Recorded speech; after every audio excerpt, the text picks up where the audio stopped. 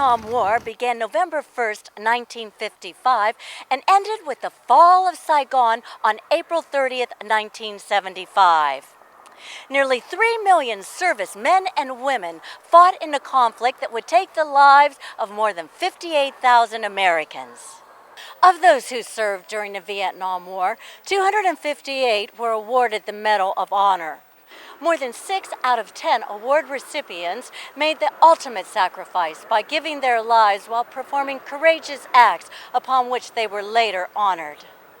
The U.S. Postal Service will honor these brave Americans by dedicating the Vietnam War Medal of Honor Prestige Folio Forever stamps here in Washington, D.C. on Memorial Day 2015 at the Vietnam Veterans Memorial. We are here to dedicate 3 commemorative stamps and to pay tribute to Medal of Honor recipients from the war in Vietnam.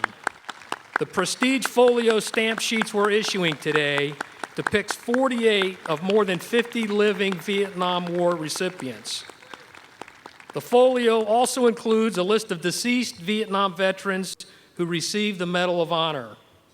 We also remember today the sacrifice and patriotism of all veterans, including 2.7 million Americans who served in Vietnam. So what does this stamp mean to you? What should it mean? Well, I'll tell you what, to me, the stamp will honor all of the veterans that have honorably served our country during the Vietnam era.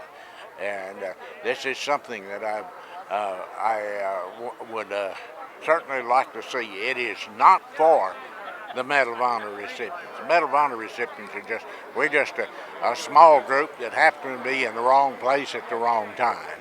And we want to represent all of the military that has honorably served this great country and protects our way of life. Great. Thank you very much, sir. What do you want these stamps to mean to America? What do you want these stamps to communicate? Well, I hope it's a reminder when they look at it and they put it on there for just momentarily that they'll say, you know, that's Medal of Honor. That represents a lot of people and represents the military. And 2/3 of the people who received the Medal of Honor died in action. But we represent everybody who represents freedom. You know, we earned it, and I hope that stamp is just a little reminder that we live in a phenomenal country. Freedom is costly, and it's a great way. We're so proud to have that Medal of Honor, like all the wars have been. So thanks for doing that, Post Office. Thank you. Yeah. Could you tell me what today means to you? Why, it's the day that we think about the men and women who have served this nation, but we should think about that every day, not just today. Okay. I was in the Navy in 1960, and in 1968 I wanted to go close to the action over there, so I volunteered for touring country. And what's the message? Don't forget the people who are on the wall here, ever. Yeah. Thank you for your service. Would you mind Thank you, telling ma'am. me you're wearing the Medal of Honor? What act of bravery were you commended for this for? That was for a rescue mission in April of 1968 with the 1st Cav Division in Yashau Valley. And we still have 3 of our members over there on the wall missing. And it was an interesting night. Unfortunately, we didn't manage to get everyone back. So that's about the sum of it. We're still working on the other part of it. And what message would you like to send out to the public? Enjoy your Memorial Day. Have good memories of those that we really honor. And thank a soldier for being able to enjoy it from now and forever, we hope. There was a boy, he grew up in Minnesota, he went to war, and then he became a prisoner of war, and then he came home, he's got a lovely wife and a beautiful daughter and granddaughters. That's my story. I'm sticking with it. And what else did you want? Tell me about this award. I'm a little fluent, but anyway, yes. I'm a Medal of Honor recipient for some action in Vietnam and air-to-air stuff. Then I became a prisoner for 6 years. I learned with the TAP code that I'd been submitted for the Medal of Honor after a couple of years in prison. But I put it on and I think, man, I'm in the same outfit as Jimmy Doolittle and Joe Foss and people I know here, every Medal of Honor recipient will tell you, we all know people as or more deserving than we, truly. We wear this very humbly because there was no eyewitnesses, everybody got killed. For whatever reason, very deserving people didn't get it, so we represent them. Really, we represent everybody who, if you put a little bit more into our country than you take out, no matter what your job, will last a long time. And what message would you like to send to the public? To the public, just that don't forget Memorial Day. Don't forget those who less than 0.5% now are protecting us. And everybody's got a family or a relative or history that gave it all in for the country. But it's so easy to forget Memorial Day is about memories of our freedom of our country. And hamburgers are good. I like that too. But just remember the people who gave their all. And how were you released from prison? The B-52s came over Hanoi. The 18th of December 1972, the happiest night of my prison life. And then the next night, skipped Christmas, and they came till the 28th, and then they got real serious about negotiating, and that forced them to release. Then all prisoners of all countries were released in a short period after that. So it was force. They understood that well. I was involved with quite a few POWs because I went to the Air Force Academy, and subsequently I spent 27 months in Vietnam. And along the way, I became the intelligence officer for Colonel Bud Day, who has passed away since the war, but was a recipient of the Medal of Honor. And they all knew that they were going to get released because they heard the sound of the bombs falling from the B-52. A B-52 carries 105 bombs. And they knew that there was a lot of sequence of these bombs falling, and they knew that something serious was really being done. And within 13 days, they were released. And they all loved Richard Nixon because he said he would bomb the North and get the men out, and he did. And they were all brought home together in I believe it was early April '73. I can't remember offhand. Anyway, I'm proud to say anything about these guys. All very dear to me. Living footnote to history, the president of the Vietnam Veterans Memorial Fund. It's very, very nice to once again be here with all of you magnificent people. And we have an extremely interesting program today, if not somewhat historic, because of the recipients of the Medal of Honor. If you ever meet a Medal of Honor recipient, you don't say to him, you won the Medal of Honor. No, you actually received the Medal of Honor. It's not something you actually win. So a little footnote to history. This, by the way, as I think probably everyone knows, is actually Memorial Day. Memorial Day, by the way, evolved after the American Civil War. It was called Decoration Day, and that was the time when people, particularly the mothers and family members and fellow veterans, would decorate the graves of the fallen soldiers in that terrible conflict.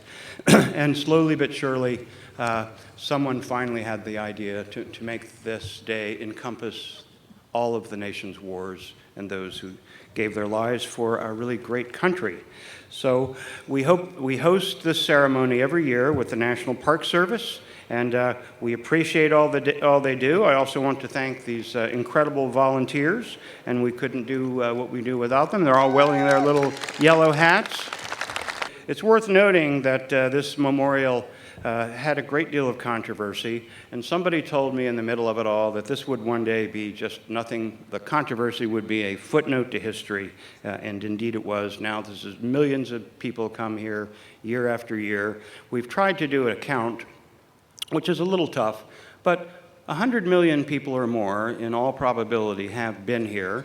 Every year we get 4 million. Back in the early 80s, it was more like 2.5 million, but you sort of put it all together, and we've got 100 million visitors here, and that's 1 out of every 3 people in the United States. So it's a magnificent thing. Good afternoon, ladies and gentlemen. I'm Jim Knotts. I'm the Chief Executive Officer of the Vietnam Veterans Memorial Fund, and I'll be your Master of Ceremonies for today.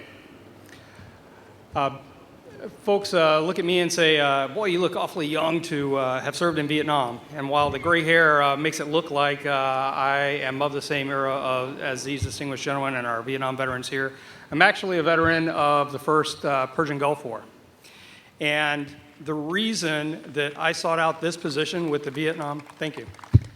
The reason I sought out this position with the Vietnam Veterans Memorial Fund is because when I went to war for our nation, I received the support and the respect that our troops deserve. And I knew, like everyone knows who has worn the nation's uniform, that we owe a debt to those who came before us, and we have a responsibility to those who come after. And I know that I received the respect and the support that I needed when I went into harm's way because it was our Vietnam veterans who made a commitment that we will never, ever send a generation of Americans into harm's way without that support and respect.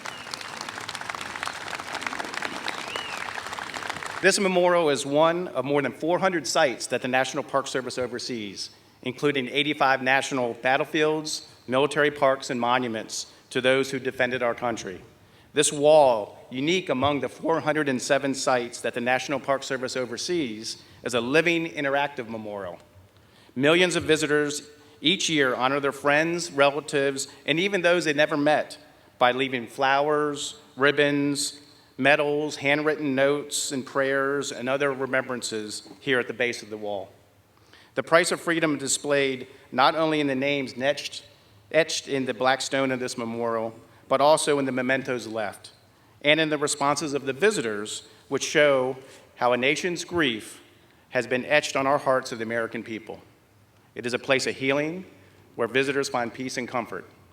Today, on Memorial Day, we pause to remember those who, in the words of Abraham Lincoln, gave the last full measure of devotion to their country.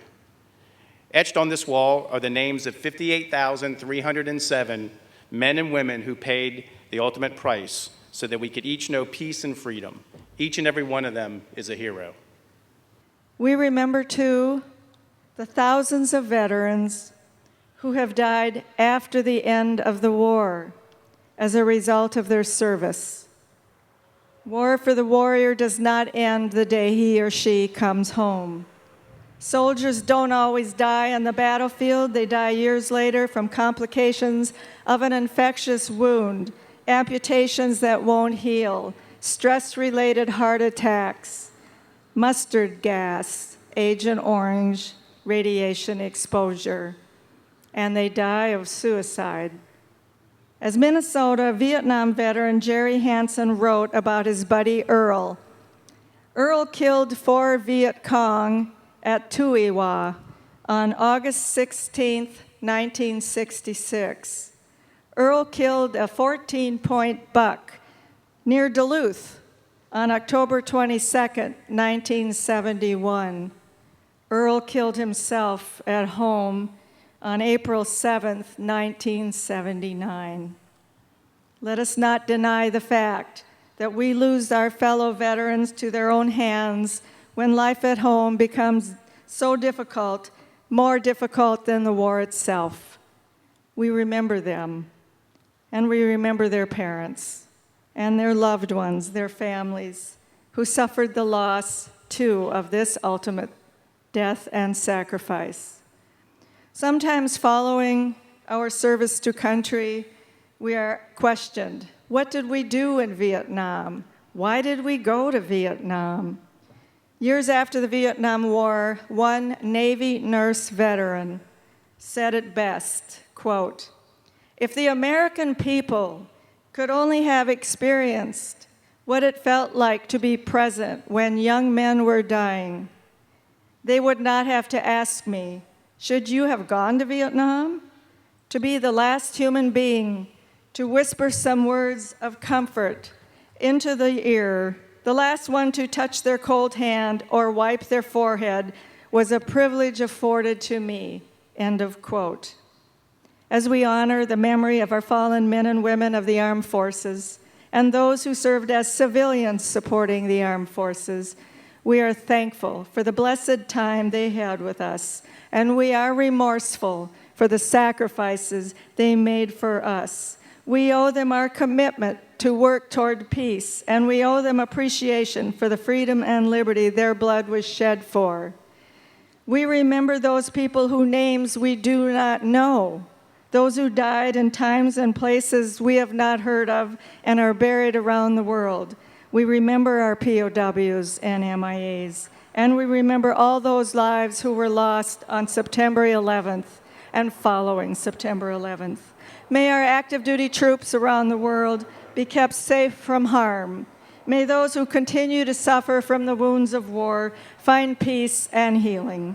May those of us who are privileged to live sustain the American spirit through our promise to never forget and to not allow one single American to ever forget those we saw suffer and die and those thousands before us. I would like to recognize recipients who are with us today. I invite each to stand or wave as I call out their names. Bernie G. Atkins. Sergeant Atkins, a Green Beret, risked enemy fire to man a mortar position and later rescued several of his comrades. Gary Burnell Bykirk.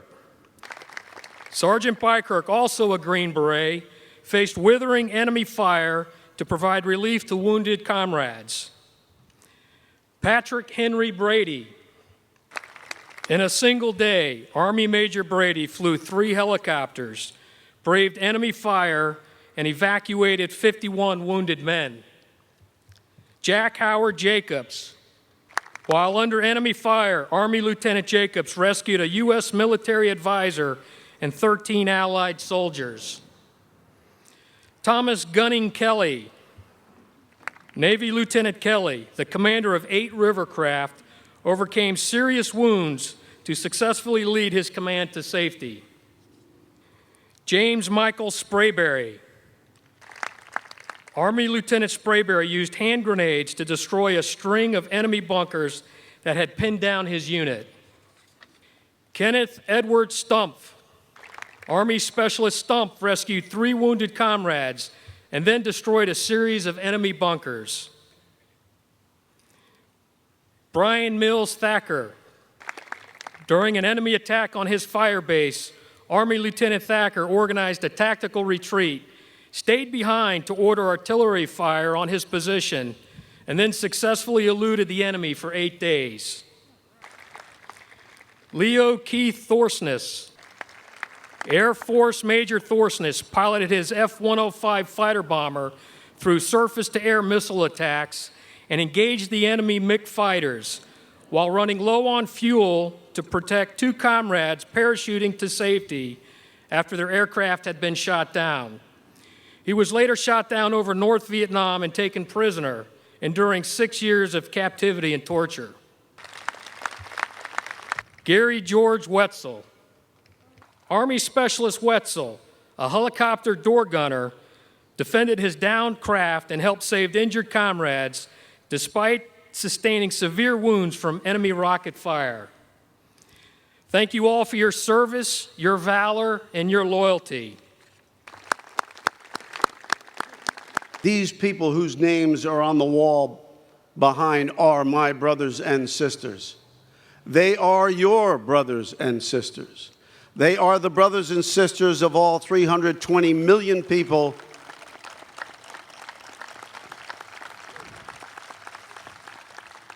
for all of us who are lucky enough to call the United States home. Almost 200 years ago, a British philosopher named John Stuart Mill said, "War is a terrible thing, but it's not the worst of things. A man for whom nothing is more important than his personal safety is a miserable creature who is made free and kept free by the exertions of better men than he." We are all in debt to these people. They are, in our minds, forever young. And even though they died when they were young, they made a larger contribution to our liberty, greater than all of the captains of industry, all of the bureaucrats, and certainly all of the politicians.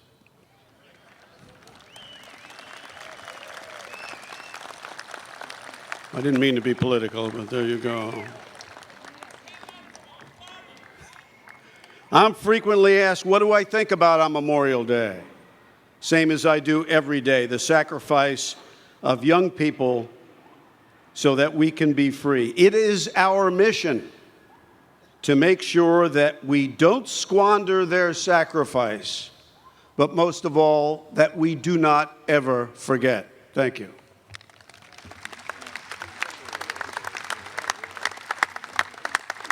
I served on an A team, Special Forces A team in Vietnam. We were located in the jungles on the Laotian border, and our camp came under siege, and we were surrounded for 30 days.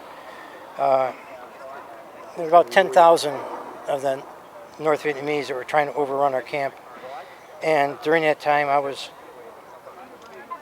shot 3 times and just kept on doing what I was trained to do. Until I collapsed, and then I was medevaced out. But most of the recipients, if you were to ask them what they did, they would say, I just did what I was trained to do. I did what the guy next to me would have done. And in many cases, the guy next to me did do. How did you find the strength and courage within yourself? Thank you. Love is a strong emotion, and it's something that if you have it in your life, it can give you a lot of strength. It can give you a lot of determination, the will to keep on going when others might want to quit. And if there was anything that existed between myself and those mountain yards that I lived with in the jungles, it was love. And that's what kept me going, was my love for them. But what was it like coming home? Coming home to maybe a very hostile Yeah. community. Coming home was not all that much fun. I still carry the wars. Yep, right there. Okay, and then this one over, you sound on that one too. I still carry the physical wounds of the war, and that was a challenge. But what really almost destroyed me was the emotional wounds of coming home. I was spit on. I was called names. I quit college a second time, and because of that, I took off, and because I was afraid of what I would do to those guys, I just said, I'm out of here. I left the college campus, I got in my van, and I drove to northern New Hampshire, and I lived in a cave for 2 years because I needed the time, I needed the space to try to figure out what had happened to me in Vietnam. I needed the time and space to figure out how to deal with all the feelings that I couldn't control. And I was afraid to leave the cave because of what I might do to people. And I was afraid to leave the cave because from what the people had told me, they thought I was a baby killer, they thought I was just a terrible person. And I didn't want to hear that anymore. So because I was afraid, and because of the guilt that I felt, and because of my inability to control what I was feeling, I chose to stay in a cave for 2 years. But you resolved it, and how did you resolve it, and then what did you do? Well, I resolved it, I guess, by the Medal of Honor helped resolve that. I was in the cave when I was told that I was going to be awarded the Medal of Honor. And I had just been... How did they find you? They got a hold of my parent, my mother. Oh, okay. Yeah. And then they just started searching around, and I was told that I needed to be down at a local inn. I think at this one, but I want you to sound on that sheet there too. Okay. I had to be down at a local inn at 6 o'clock because there was going to be a phone call for me, and I went down there, and that's the phone call that I got that was from Washington. I just got one. And they said I was going to be awarded the Medal of Honor. As soon as I heard that, I started feeling all those things again. I think that much of the reception that we're receiving now, to me, it's just another indication that perhaps our country is learning, our country is healing, our country is learning how to face what war does with people, and learning how to receive those who have to fight the war. No one wants peace more than those who have to fight war. And in order for us to deal with what war does to us, we need to be able to come home to a country that, though they may not understand, that they can at least listen. They can spend time, they can care. And that's what those of us who fight the war, that's what we need in order to help us resolve all the things that war does to us. Customers have until July 24th, 2015 to obtain the first day of issue postmarks by mail. Affix the stamps to envelopes of your choice, address the envelopes to yourself or others, and place them in a larger envelope addressed to Medal of Honor Vietnam War Stamps, Special Events, P.O. Box 92282, Washington, D.C. 20090-2282. After applying the first day of issue postmark, the Postal Service will return the envelopes through the mail. There is no charge for the postmark up to a quantity of 50. For more than 50, customers are charged 5 cents each. All orders must be postmarked by July 24th, 2015. And I'm Kristal Hart, and I'd like to thank all the men and women who have served our country as well as those who are serving. We're here in Washington, D.C. this Memorial Day 2015. We're at the Vietnam Veterans Memorial, where this wonderful stamp with the Vietnam Veterans Medal of Honor has just been released. So go to your post office, pick one up. It's some great history. And I hope you've enjoyed the show, and thanks for watching.